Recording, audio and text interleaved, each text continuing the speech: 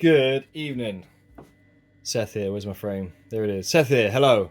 Thank you to everyone who has subscribed, and hello to everyone else.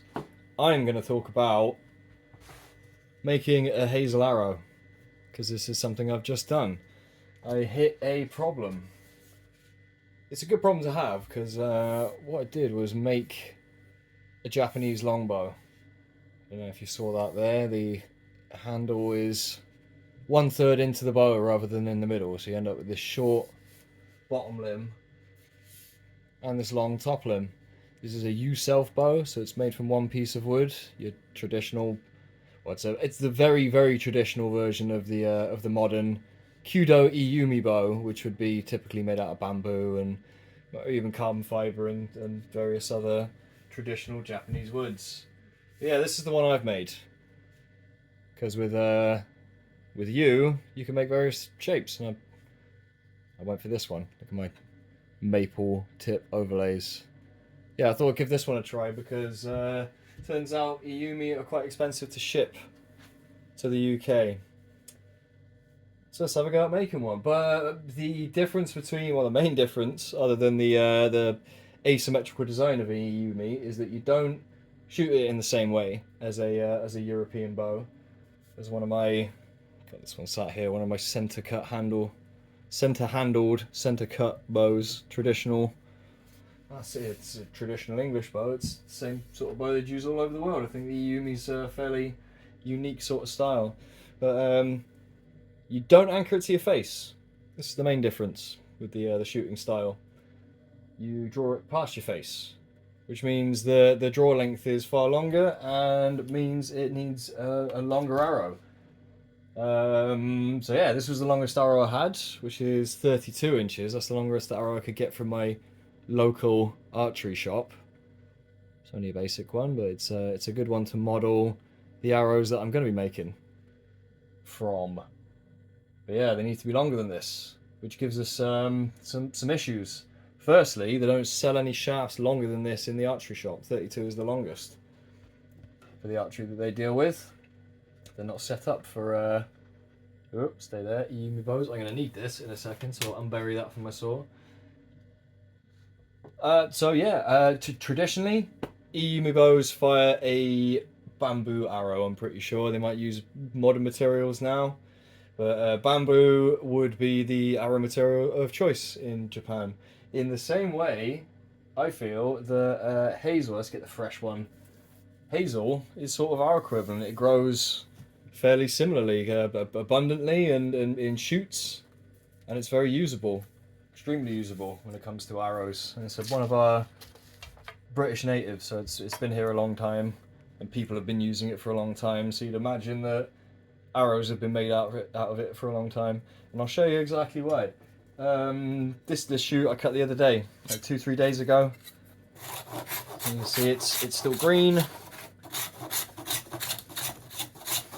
But very quickly, using, I should mention the card scraper here. So this was just a sheet of steel with a bird edge. Took that corner off so I wasn't marking my bows in the final stages. Scrape all the bark off. And you're left with a lovely, slightly green tinged white wood. You can see on these ones further down the line, they do have a very slight green tinge to them. Yeah, once you've I should talk about how you pick the thing. Naturally, it's going to have a thicker base and a skinnier top. And you want to find yourself the straightest one you can. They do grow with kinks in them and little nodes and so on, but you can find them growing pretty straight. And then even if they're not straight, Hazel has it's an interesting quality. It really holds its memory, more so with the cured up stuff. Actually, guess I'll demonstrate it better. This one's a little bit thinner, been worked on. But it really holds the form that you give it. Same frame, there you go. And if it comes out of shape, you can just bend it back in again. So knowing that quality about the wood, you can select pieces that aren't necessarily straight with a combination of small bends and scraping tools you're going to be able to take away those little lumps and bumps and so on. Yeah, it's all about selecting one that is just as straight as it can be, as clean as it can be, and then most importantly, you don't go thinner. Let's use this one instead. Then the final sort of size that you want to use for your knock, which is about 1 centimeter. So the thinnest that you want to go on the tip, about 10 mil across the top there, and then obviously depending how long you want it to be. I went for quite a long one because these arrows need to be 34 inches. Yeah, did I mention that? Yeah, this is the longest arrow I could get, 32 inches.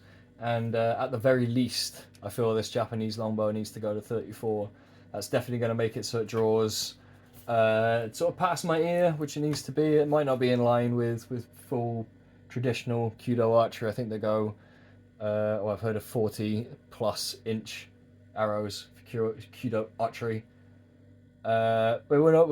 This is a shorter Iyumi bow, Japanese longbow, so it's not. I'm not going to ask it to draw that far. So I think 34 is a good target. I mean, if it doesn't feel right, if the 34-inch arrow, you know, if I don't feel like I'm drawing it like I should and it needs to go farther, I will just make a longer one because I could do it. Got longer shoots. So yeah, pick yourself a piece that is nice and clean and straight and long enough to make the arrow that you want from it. And then you skin it all off. Take all the bark off. And even though it's green wood, we're working on it straight away. They dry out pretty quick. And the excuse me, the green and cured shoots really do have very. The qualities remain very similar. The green shoot has it straight away. They probably lighten up a little bit and they'll toughen up a little bit, I'd imagine. But you can make an arrow out of green hazelwood straight away. If you've gone ahead and picked a nice straight piece, scraped it down, you can end up with a thicker end. I typically use the draw knife. Just run that down. It's a nice quick way to take off a decent amount of material. As always with sculpting, which is what we're going to do here, we're going to take all this material down so we're ending up at, you know, vaguely an arrow shaft width, around 10 mil, 12 mil. Just very gently. You don't want to go too far. Don't want to stick in one area too long because you'll go thin somewhere and you won't be able to sculpt the rest of it down to match it. So gently, slowly but surely. Well, larger cuts at first if you've got, you know, a nice thick shoot here. But very quickly, you'll find yourself getting close to the point where you need to. You might see some flat edges here, left over from the draw knife. At this point, you're back to the card scraper, and you're just going to try and round it down. Remembering that this fatter end is the front of your arrow.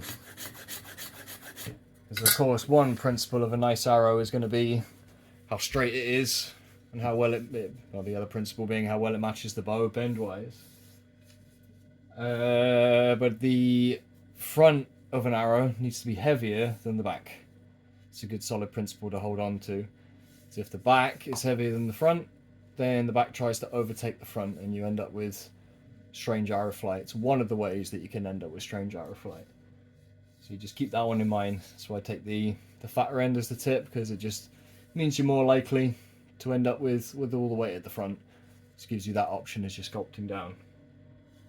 But obviously you're going to need to sculpt it down to fit a tip on there, and this will be dealer's choice. You might do a primitive one or a more medieval one. I want these to be not overly elaborate because I'm probably going to abuse them a little bit as I'm testing my bow, getting it to full draw length, and but yeah, I might even get it past this draw length like I mentioned.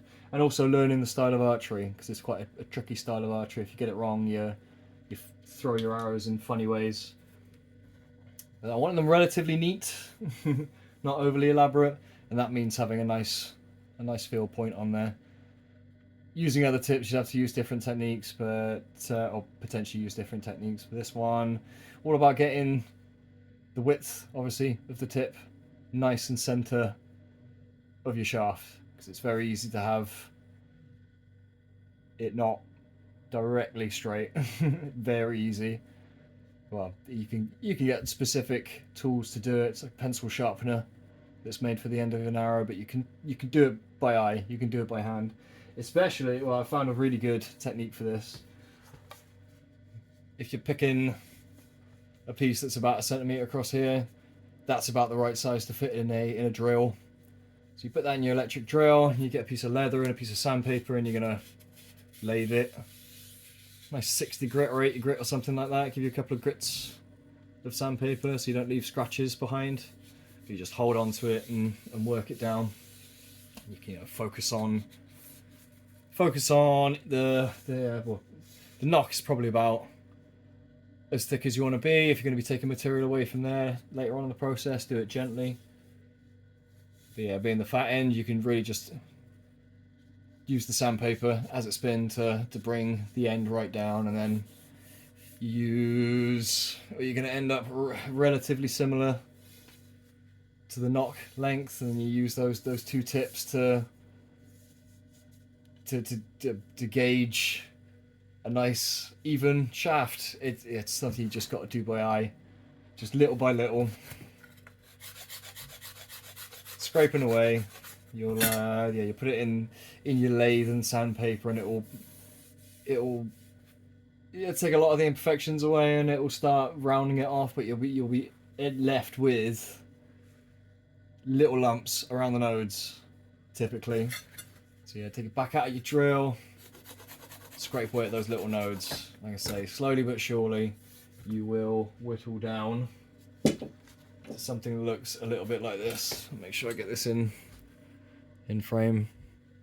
So this started from a just a wiggly raw piece of hazel that looked like that green one just the other day. Really proud of this one. It has taken a little while, I won't lie. Yeah. Patience. So a combination of sanding, card scraping. I didn't mention the upper nail. This is my new favourite thing.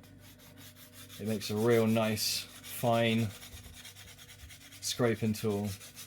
Oh, you're sculpting. The eye and the hand. It's a really powerful combination. If you can see an imperfection there, you can take it away. And you don't need any fancy measuring tools to see if it's in line or if it's even or not. You will see it, and you can remove it. As long as you're gentle and patient, you combine that with that quality that I showed you earlier. The fact that the arrow can just be molded. You have to feel it to sort of believe it. It's a really strange thing. You think it would just spring back, because it is a very springy wood. You can make bows out of hazel, but in the young shoots like this, you can really put kinks in it, and in the same way you can take them out. So grow just very slightly kinked, and if you put the time in, slowly but surely, with your thumbs and your scrapers and your sandpaper. God damn, they look good. I think with these ones I have left, probably slightly too much material around the middle here. They got a bit of a teardrop shape, so thin at the back and then quite clearly fat in the middle and then tipped at the front. So I want to show the finished one now. I want to fire them, at least this one, before I take away any more material. It's probably worse to have them too bendy than too stiff. And in the sculpting process, you obviously start too stiff, and unless you've gone past already and it's gone too bendy, you're going to start from stiff and then whittle your way towards where it needs to be. But that sort of takes understanding how the arrow is supposed to behave with the bow, and I've still got some research to do. But first, let's talk about. So we talked about the tip. We talked about the tip. Whittle that down, get that sucker on, keep it in the middle. This is another super important part, is the knock, because if you don't get this right, it breaks and it could break your bow, which is a bad time. You don't want that. That's an expensive mistake. So yeah, I found about 1 centimeter across here is good, and then about 1 centimeter in again to make your knock The twine is for strength, as is well sort of that deciding that amount, 10 mil minimum. Really, it's all about strength. You just need a little bit of beef either side to make sure it just doesn't explode. And then this little bit of twine, I've probably gone overkill here. You probably do half or a third, and it'd still be effective. But just what I do, a little bit of super glue, a little bit of twine, around you go. Yeah, and it stops it from just sending the string down the middle and splitting the arrow, which you don't want. You can't just be relying on. You could you could roll those dice with a lower poundage bow, maybe 25, 35 pounds, something like that. It would probably take the punishment, but a couple of knocks maybe that you didn't see. If you've hit an arrow into it and you weaken this, and then you fire it in your arrow and it lets go. Sorry, fire in your bow and your arrow lets go. Like I say, it's just not a good time. So why not? Why not just a bit of twine to make it strong? And you're left with this. I mean, I'll give you my trick. I'll give you my special trick. I use this saw. So I know a single cut with this saw doesn't take away too much material. Excuse me. I'll use that first, and then I'll take a piece of sandpaper, fold that in half, sand it back a little bit, and then fold it in half again, so you end up with 4 layers of sandpaper, and then sand that until that's running through nice and smoothly. And that just so happens to be about the same amount of material as a serving on a string. So, but as you're doing that, you want to take your string, offer it up to the knock, and gauge how much material you want to take away. And then you don't go too far, because your knock wants to hold onto your string, but not too tightly. So it's a very fine tolerance you're looking for there. If you go past it, you can fill it back in with things, glue and dust and things, but like with all sculpting, you want to just go slowly up to the point where you want to be. Like I said, it's a very fine tolerance, and you want to get that right, because that really helps the arrow shoot well.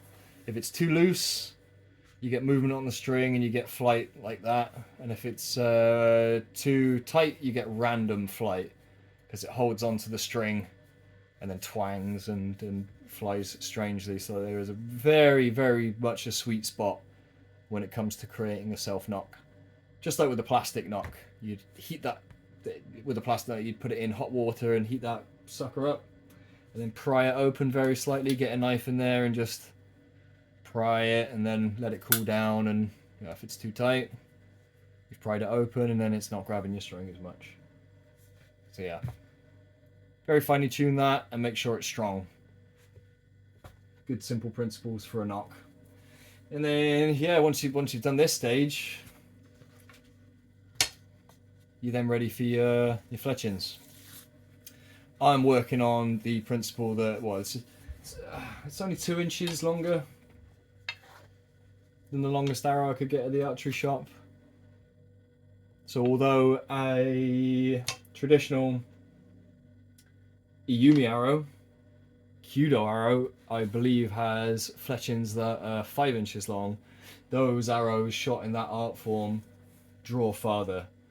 This, I can't remember if I said, this is a short version of that style of bow. Even though it's quite a long bow in itself, it's 76 inches, which is longer than most English longbows. That is the short version of the Japanese longbow, the Iyumi.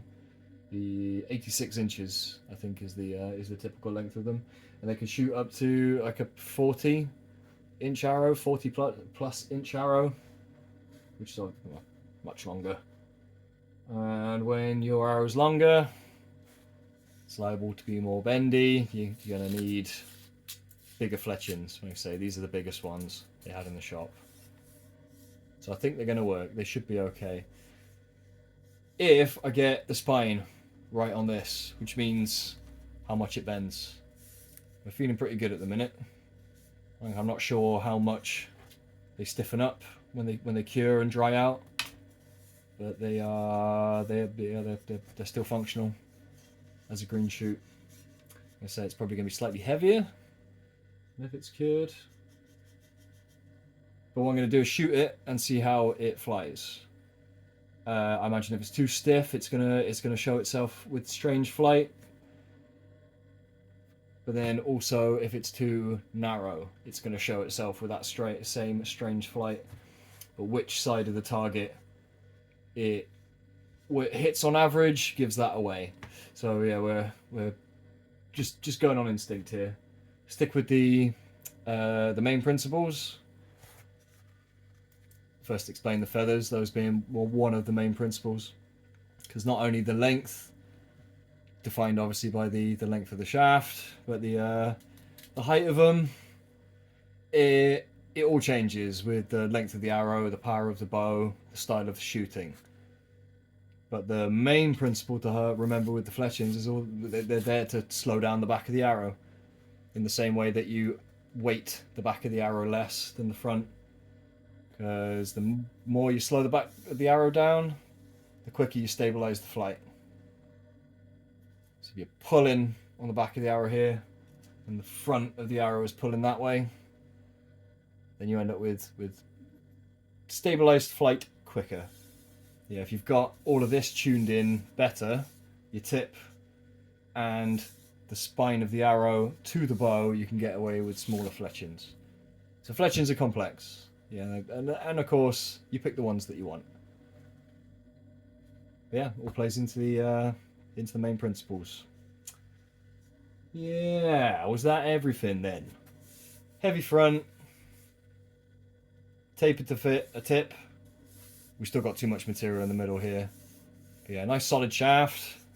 It doesn't bend too much or bend too little. Draws as far as you need it to. In this case, we're going medium long, 34 inches. Of course, you could make a regular European style archery arrow out of this stuff as well. You can go thinner than this because you're going shorter. And some nice evenly placed fletchings. Yeah, that was probably something to mention. You know about arrows. One side's going to hit the bow. On the Iumi, it's going to be on the other side. Same principle though. One needs to face away from the bow. So you use the middle of the flat face of your nock here.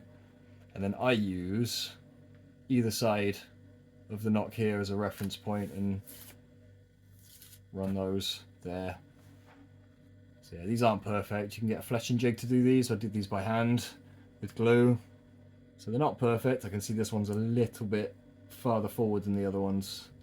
About a millimeter, half a millimeter maybe, which is a bit annoying. It might be okay, or it might cause slightly different flight to the other one.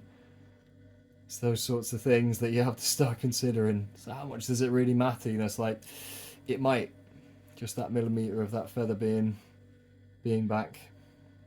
So remember not to do that on the next one. Yeah, you can use pencil marks and mark it all out beforehand, but it is it's not essential that the flights are all lined up and really very perfect, but of course it's going to help. The more balanced and honed you can make every last piece of your arrow, the better it's going to be, even if it's with a primal shaft like a piece of Hazel. I'll tell you what, if I can get them working well, I'll keep making them. Does it say, well, arrows are important. you can't really just buy a set of arrows and expect them to work properly with the bow that you have. You sort of need to make them for your whole situation, for you and for your equipment and for what environment that you're going to try and use them in. That'll be a good time to mention finish. So I'm not going to finish these ones. I say with Kyudo art form, you could go really very fancy.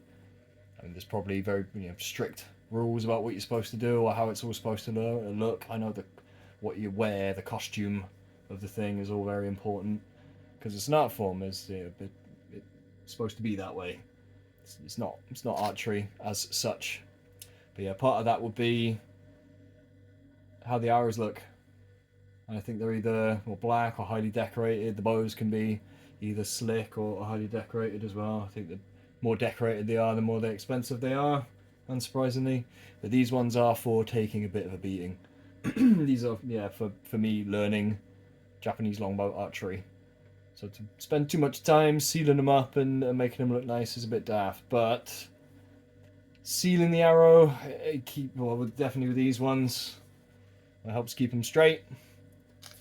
You know, your woods can take on and lose moisture in different environments, especially if you're shooting like wet targets outside or something like that. You're gonna soak up a fair bit of water, and then it can make it bend, and then they're not going to perform as well. Just like with a slightly off fletching here, it's one of those things that will add to the arrow not being as accurate as it could be.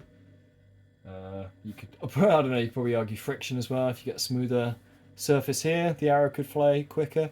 Just another example of how you can hone these things in. Just tiny little changes can make it perform or not perform. I don't know how important it is with Hazel though. This one had a little bit of oil, and it seems to be okay. I don't think it changes shape on its own really. I mean, it's ammunition at the end of the day. So thanks for joining me on a little ramble about Hazel. But yeah, it's a stick with some bits attached to it, but yeah, it's the very fine tolerances that make it work well that is worth knowing about. Obviously, just a couple of little considerations, and you can make it work really well, and that's important because the homemade archery stuff is awesome. Just to make it work even slightly well is really satisfying. But if you can make it work really well, yes, it's good. It's really good. So I mentioned it before, sort of grown an appreciation for the natural world. I already had before I started doing this, but you could put yourself in the shoes of humans thousands of years ago by taking part in this. Are you smarter than, 2,000-year-old human? They could do this. We should be able to too. So it's sort of down to us to keep the craft and the appreciation, more importantly, alive, I feel. And I hope to do that. This is either an affront to Japanese archery and no one's going to accept it and they'll hate this, or on the other hand, I hope I've done a nice homage and some people appreciate the thought and the attempt to do some traditional Japanese equipment. Yes, I'm enjoying it. I'm keen to get this one finished up, and then I've got another piece of wood that is appropriate for another Iyumi bow. I think it might be slightly longer. So yeah, I'm keen to make these work. Otherwise, I'm going to have to get a hold of some bamboo and then start again. But looking good. Awesome. Thanks for joining me, everyone. Yeah, likes and subscribes, always handy. Please consider. And I will see you in the next one, hopefully, to shoot this thing.